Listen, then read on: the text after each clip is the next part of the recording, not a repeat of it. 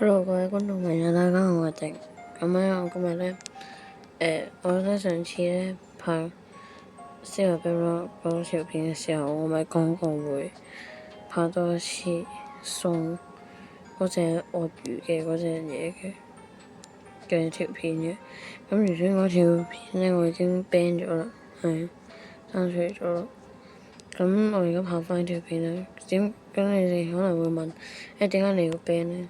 就係因為我發現咧，我唔將呢設定呢度嘅嘢熄到差唔多呢個音量嘅熄到差唔多最細嘅話，咁你哋根本聽唔到我講嘢。其實係因為思華 Vlog 佢原本個聲咧就好嘈，係再加上佢收錢，係所以好嘈。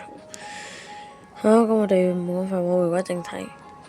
以防新嚟嘅觀眾唔知道，我反正近幾日都冇乜新嘅觀眾，咁就講翻啦。咁樣我哋就送呢隻what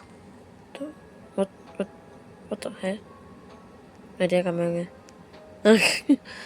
我先話俾我自己收一下，下面係冇事嘅。好，算啦，唔好理。咁呢個100訂閱嘅時候咧，就係話咧係會送呢隻鱷魚噶嘛，細鱷魚高達嘅細鱷魚啦。咁咧佢就係有個 taco 嘅呢個嘅特效。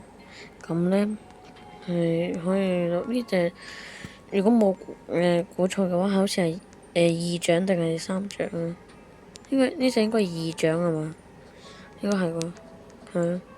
咁咧係啦，咁我到100訂閱嘅時候咧，我就會抽。咁咧，如果有人想要嘅話咧，就喺下面打你要呢隻小鱷魚，係啊，我要小鱷魚咁樣。咁我咧會喺10個人入面抽一個，係咁樣睇邊個命好啊，其實淨係啦，就咁多。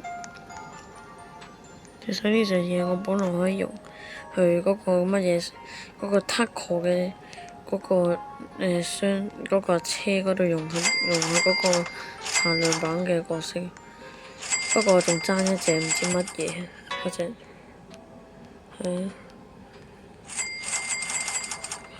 所以導致換唔到，咁就係咁樣啦。咁多謝大家收睇啦。